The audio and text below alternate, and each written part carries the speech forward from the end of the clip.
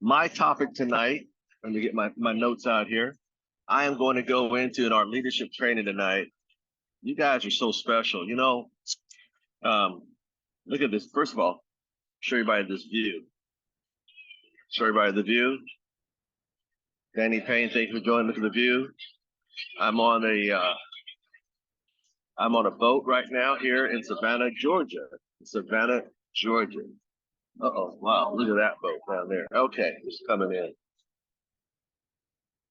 Good evening, now, Randolph. There's a boat right here coming in. I'm in Savannah, Georgia tonight, doing my leadership training from the East Coast. That's right, Earthflower. Tonight's subject, write this down, everybody, is called Let It Go. Let it go. Matter of fact, let me sit down here. I just want to give you guys a view.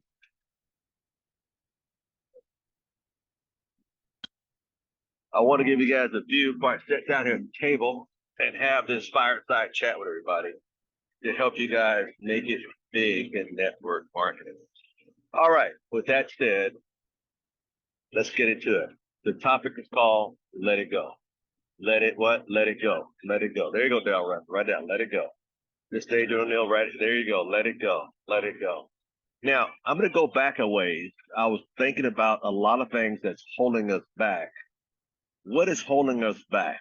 Well, most of the time, it's something something that our mom, dad, sister, school teacher, preacher, pastor, evangelist, or even rabbi have told us. And we tend to hold on in life. You'll never amount to nothing. You can't do this. You can't do that. So tonight we're going to misspell those numbers, and I'm going to walk through some things that hopefully will break that curse or break that mindset that you can't. First of all, write this down. Write this down. Let it go. Now, under that, number one. Well, ladies and gentlemen, what's in front of the pilot house? Captain Bradley and the captain just got the boat back to the water here. Back on the side of the earth here is Hold on. Number one, God did not put you on this earth to work as hard as you do.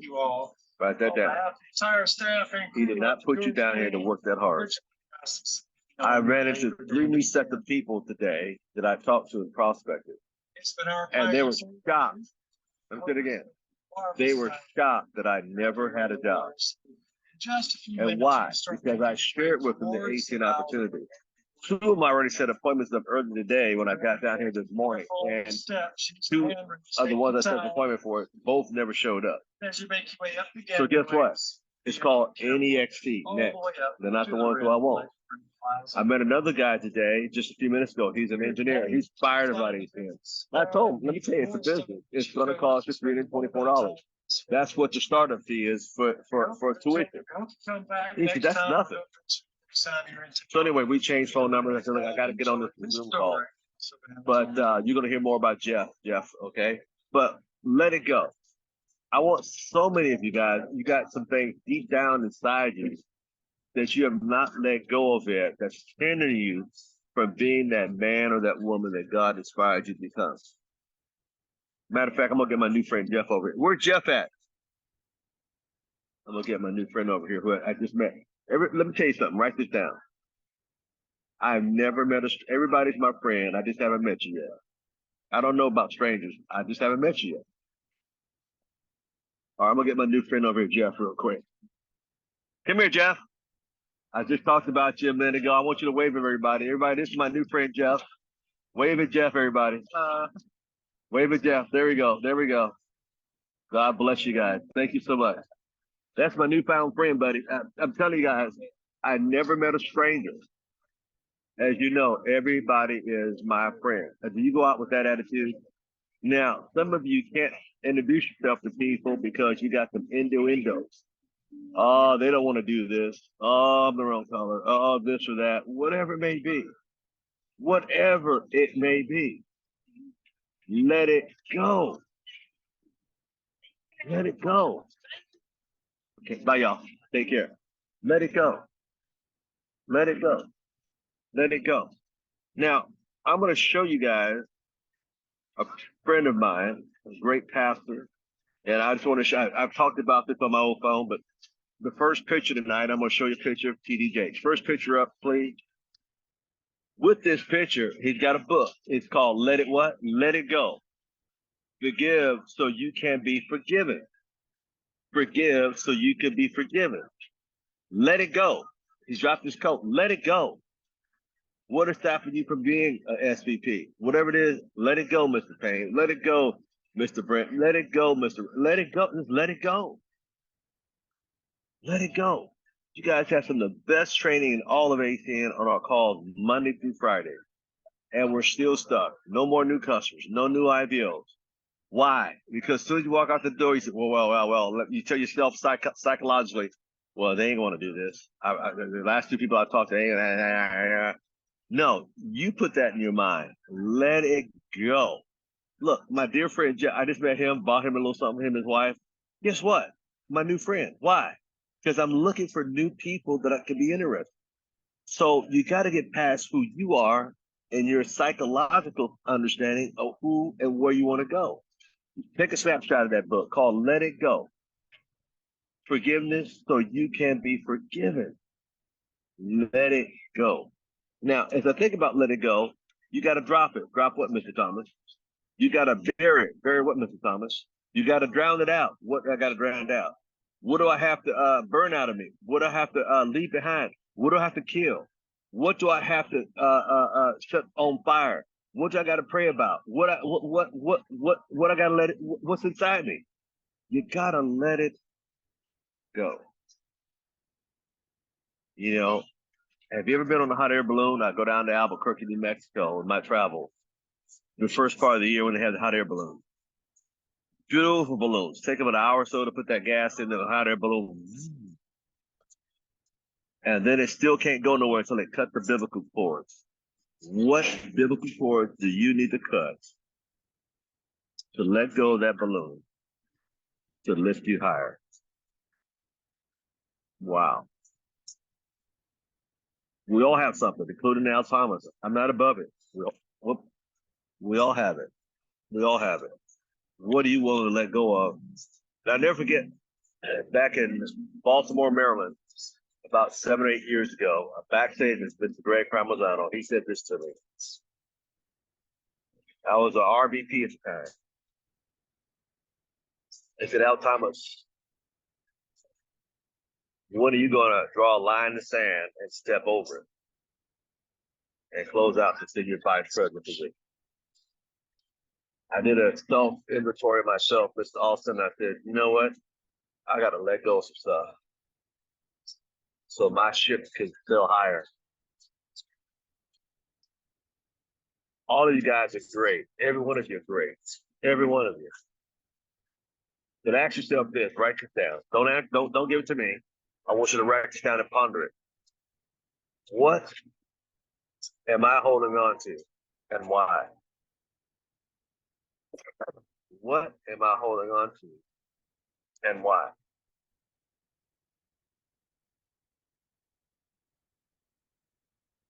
What am I holding on to and why? See, whatever got you, are you sure it got you or you got it? Tonight, we're going to have a short call. So let's give about another 10 or 15 minutes more. But it's going to be a profound call. It's going to be a come to Jesus call. So we're like, what am I doing to slow me down? Why, after a year or two, I'm not an RD? Why am I not RC? Why? Well, you got to let go of stuff. And I'm not here to downgrade. I'm just here to let you know what it is. I want you to watch the next picture. Next picture up, please, sir. My mentor, Peter Daniels. Mrs. Phillips, you're wrong. Let me tell you about one of my billionaire mentors, Peter Daniels. Mrs. Phillips, you're wrong. Name of the book.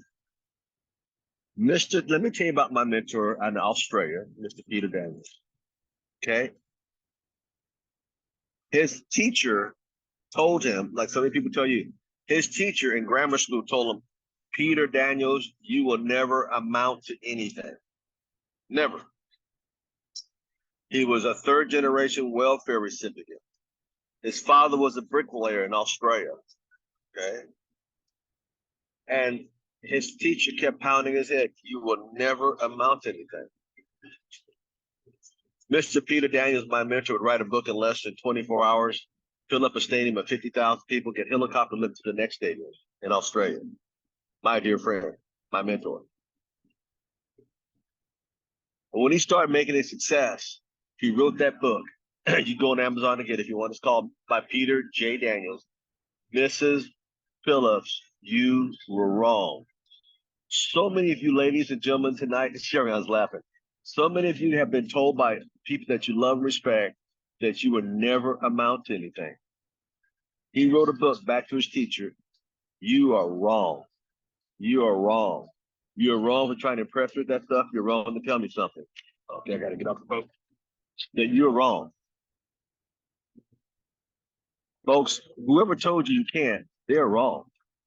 And I'm asking you tonight, for your sake, let it go. They were wrong, not you. You can obtain the better things in life. You can be a senior vice president. You can be an RVP in life. You can. They're wrong. They have no right to judge you because the very Indian knows thinking that they can't be more than what they are. They can't. And they can't do that to you if you allow it.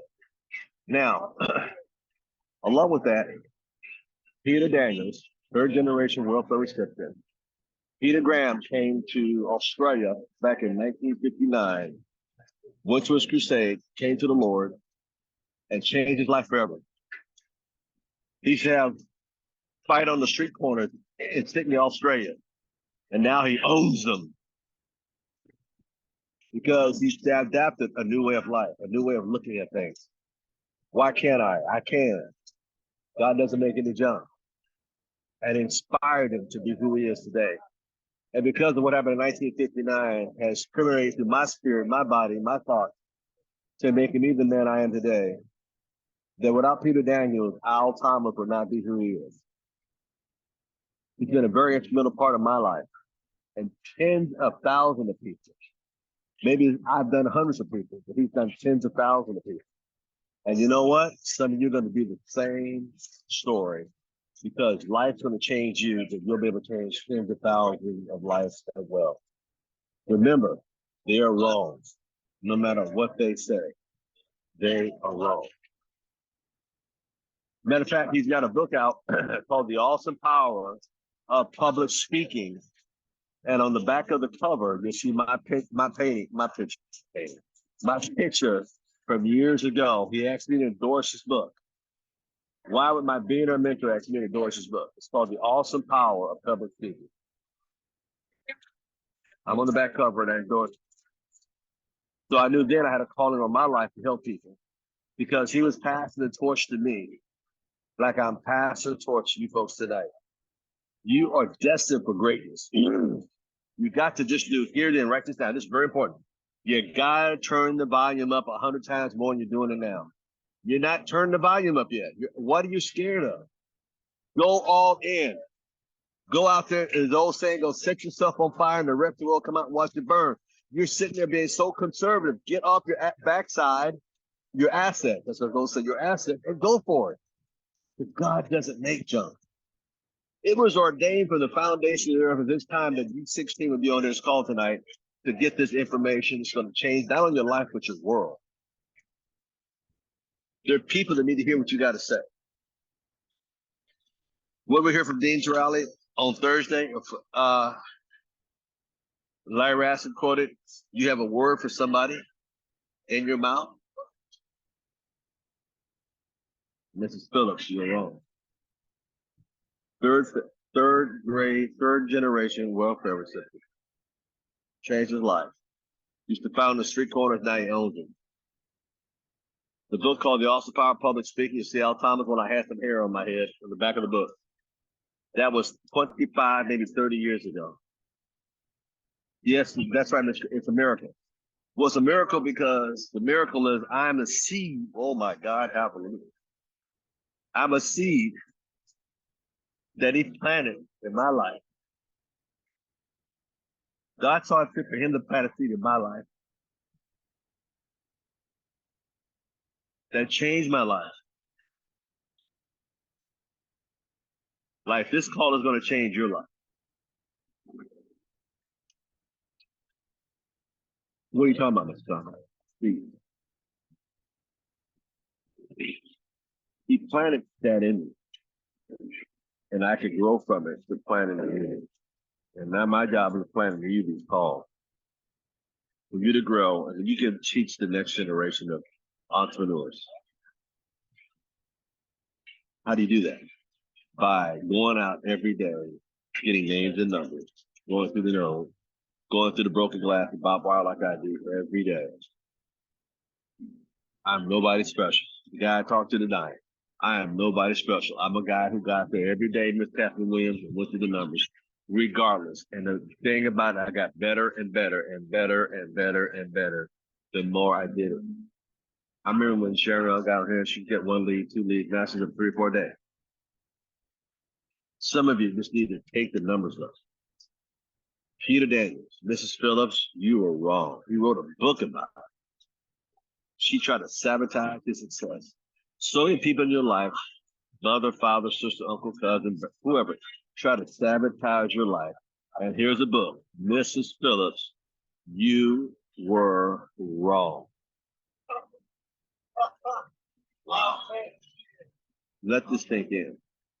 Because some of you know exactly who's been painting your success, not in this ATM, but in life. They're wrong.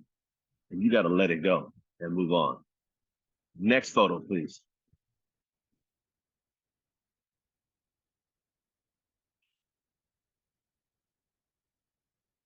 Here's the book I was talking about. The Awesome Power of Public Speaking. That's my mentor, Peter Daniels.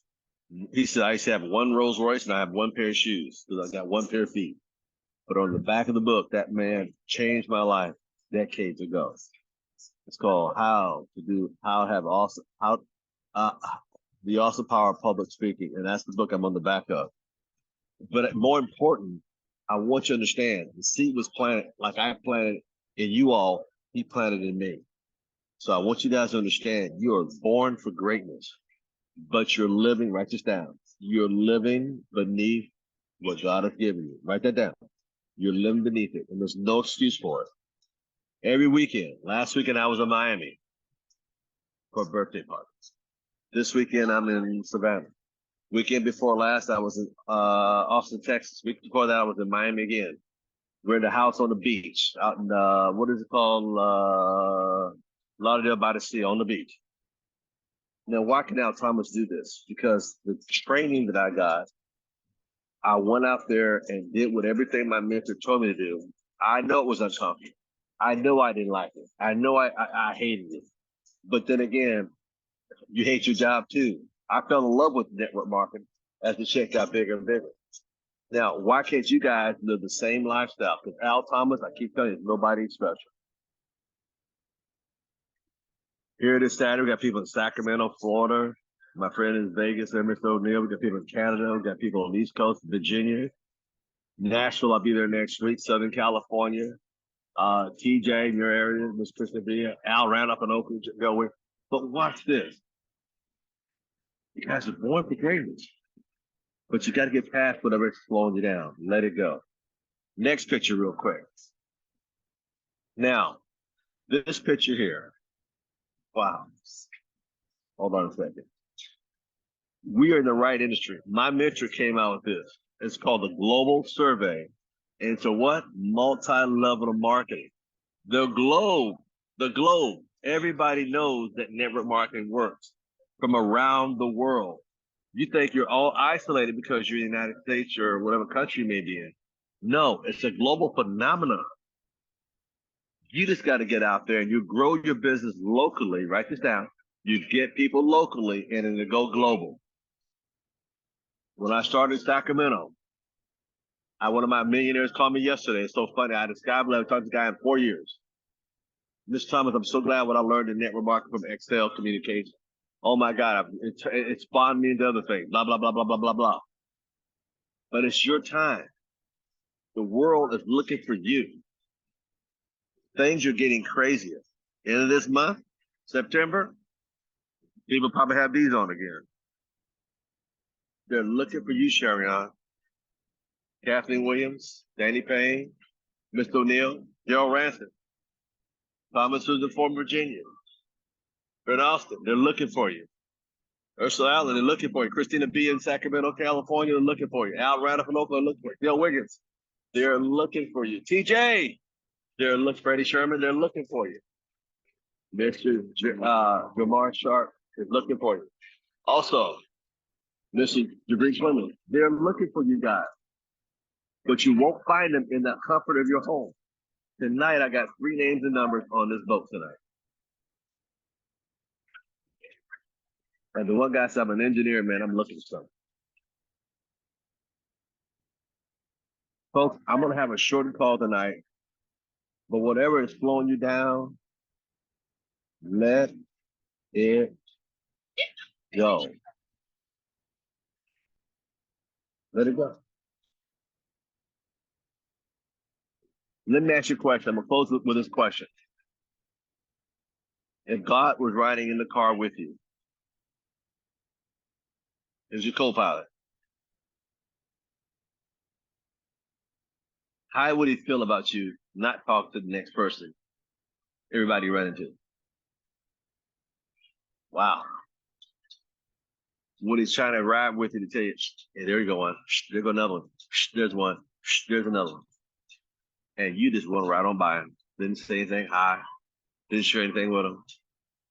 And that could have been your Tony Kukas. Or that could have been your Larry Raskins.